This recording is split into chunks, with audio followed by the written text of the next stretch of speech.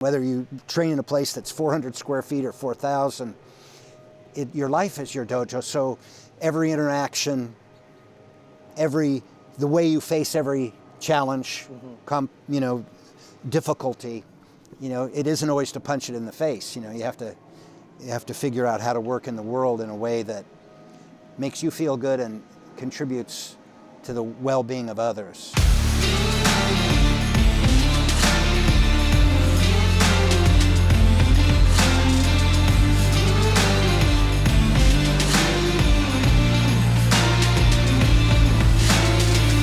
All right, I'm here with Sensei, Callos, and I want to talk about what you're doing now outside of martial arts, which has become your life, which is art.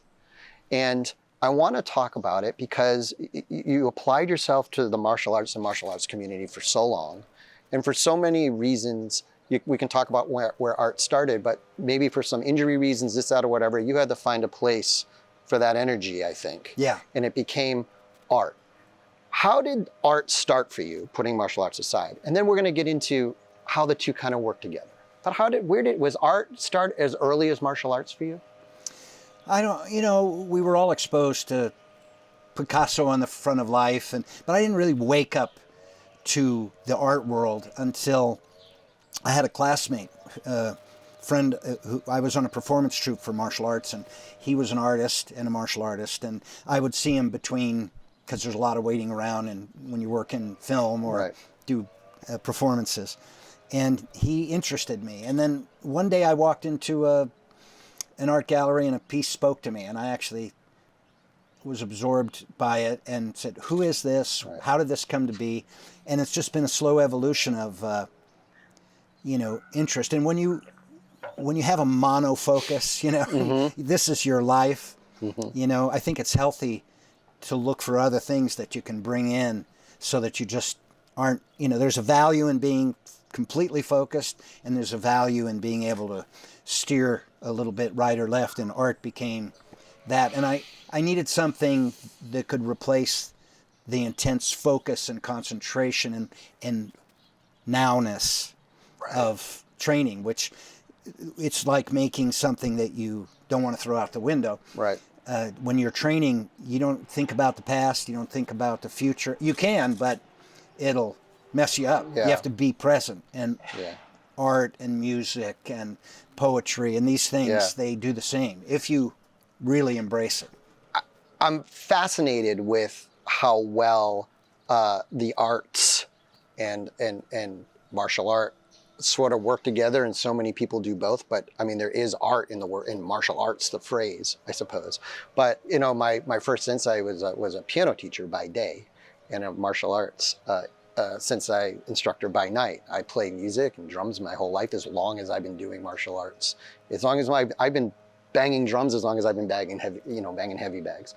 And I'm sort of fascinated, where do you think they come together? Like that martial arts, what in our brains with martial arts and the training sort of goes together with what you do with art? Like where is it sort of the same mindset, philosophy, same maybe? Yeah, I think about it all the time because I want to be successful at what I do, so you have to keep redigesting. But that's the power of training, is that no single workout changes everything. It's cumulative, and you have to learn to like the suck, because if you're getting crushed or you're getting hit and it becomes an obstacle, you're not going to be there next year. Right. So you have to learn to embrace and appreciate that which is difficult, and then revisit it over and over and over. And martial arts is perfect for that because the way we practice is so repetitive that you introduce new elements, but it's still only so many ways to move. And art is like that. So every time I get in my studio, I'm starting fresh. I'm not worried about the defeat of yesterday. I'm not worried about what I'm going to do next week. Today, I'm going to apply myself at 100%. And I realized at some point that martial arts is such a small piece of the pie of life that to call myself, identify as a martial artist alone was really limiting myself. So instead of saying martial arts, I'd say life. Yes. And instead of being a martial artist, I thought, well, the biggest way to express that is I'm a human being. Yes. And then you forget the barrier between martial and art and martial and life, and it's all the same. Yes. It's very similar, and so if you're awake to it, I think you can easily see that, and it comes to your aid in times of need, whether you want to accomplish something or you're trying to overcome something. That fundamental practice, you start as a 9-year-old or whatever, where you're doing the same thing over and over again, maintaining beautiful posture, learning to get hit and smile, and and then coming back the next day. I think that the most important lesson I ever learned from all the 50 years was to show up the next day with a fresh face, right, and positivity, and stay on the path. Yeah. Because it comes after the realizations come in waves. You do something for so long, and then all of a sudden you realize why you were doing it. Yes. Art is like that. I've been making pieces where I make a series of pieces that for example, I did a spirit series, and I realized at some point, which I hadn't started with, that it was about life after death. That I was dealing with issues of death and the beyond, but I didn't start with that. And I think martial arts is like that. You start for a reason, you get bullied, or you want to do something right, athletic, and the reason that you're there 10, 15, 20 years later is completely different. But anybody watching this can relate. Absolutely. I spend a lot of time, Sensei Fairboards knows, and it's come up in this series, like I coach soccer, and I talk about a lot, like I'm really feel like I'm teaching martial arts, even though I'm coaching soccer. Yeah, I feel that way about art. Right. I'm making art, but I realize there's a connection. Yes. To why I'm here and why I can stick to it and what my ambitions are. And I think that's opened the door. It's whatever you're doing, to apply yourself more in the here and now, and to realize that you're learning, that to have that mindset that I'm here to learn. What am I going to learn today? And how can I contribute?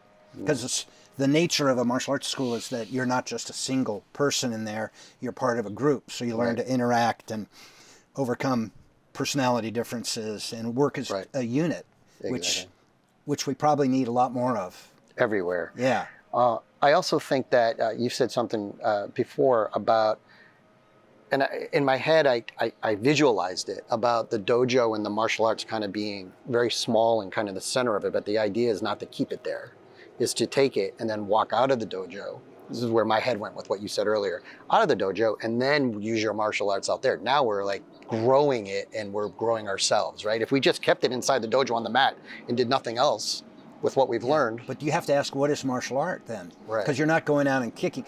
So when I was helping school owners, I would say, okay, so here's how it's going to sound. You're selling your lessons, and you say, Mrs. Johnson, what I do for a living is I take people I take people through the process of what it takes to learn martial arts and on the mats, learning this complex thing, and I teach them how to apply it outside of the dojo in their lives that has nothing to do with kicking, punching, or choking anybody. Let me show you some examples. And those examples would be in your school's project portfolio, where the student who got his red belt or his black belt or whatever, that person, man, woman, whatever, have done with it.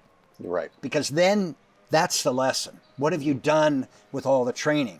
Yep. And not get stuck, driving the bus, but look out the window and look at the beauty and share it with other. It's more complex than that. Yeah. And I didn't always teach with these things in mind. For a while I thought it was all about being rough or winning, or being effective at self-defense, or being in the hierarchy of rank. And then after a while, all that stuff fades away, and you get to the essence. Why was I doing this, and what came out of it? Right. I always wrestle with I don't get in the dojo enough, or I think like a lot of practitioners, We get into it. You got a couple real strong years. You're in there all the time. Then life changes, moves around. Suddenly you're busy with family, kids, this, coaching, other jobs that schedules don't work out. And I've done that a lot. And I wrestle with, am I making an excuse that I'm not there? Because I also feel like I'm practicing martial arts constantly. Yeah. I'm, like I said, I feel like I'm trying to. Stories with Sensei. I feel like when I'm coaching, I feel like I'm in the world. So I feel like I'm constantly using martial arts. But then I'm like, am I making an excuse? Well, Am I just making an excuse? I learned from this Aikido teacher, famous Aikido teacher. He says, had an expression, "My life is my dojo." Wonderful. And I think that encapsulates, the ideal headspace, whether you're a beginner, intermediate, or advanced, or veteran. Right. My life is my dojo. So I'm not just learning from the sensei, I'm learning from the other students, I'm learning from conflict in the war, whatever it is. But that going forward with that mindset opens the doors of the school and expands it. And whether you train in a place that's 400 square feet or 4,000, your life is your dojo. So every interaction, the way you face every challenge, difficulty, it isn't always to punch it in the face. Exactly. You have to figure out how to work in the world in a way that makes you feel good and contributes to the well-being of others and the civility. Amen.